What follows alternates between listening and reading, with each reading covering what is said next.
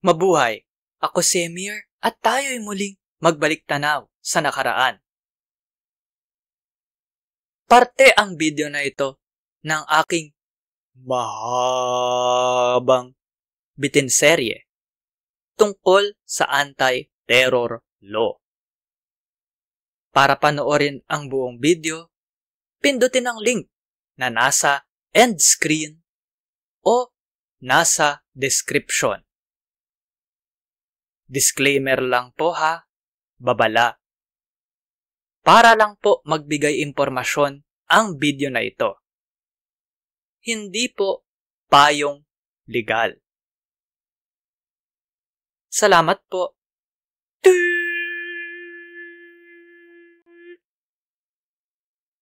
Hindi po hadlang ang pagbasura sa petisyon para sa proskripsyon.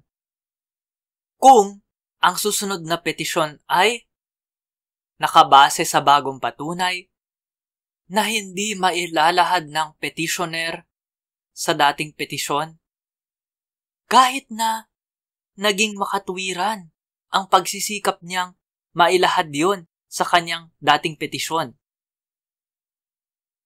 At sinampa ang bagong petisyon 6 na buwan matapos ibasura ang dating petisyon.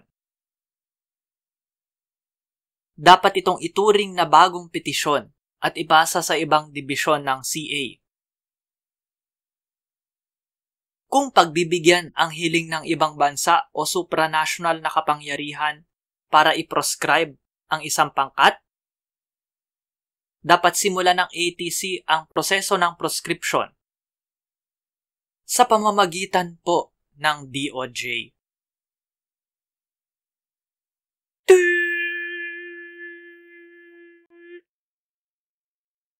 I-like at i-share ang video na ito sa social media.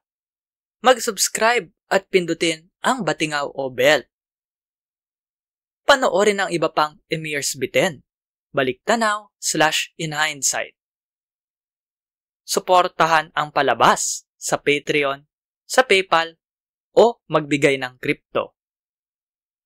Salamat sa kapatid kong si G-G Arts para sa aking avatar. Tignan at suportahan ang kanyang mga gawa sa mga link sa description. Para po panoorin ang buong seryeng ito, pindutin ang link na lalabas sa end screen. Dapat ngayon na. Maraming salamat po. Hanggang sa muli. At ingat.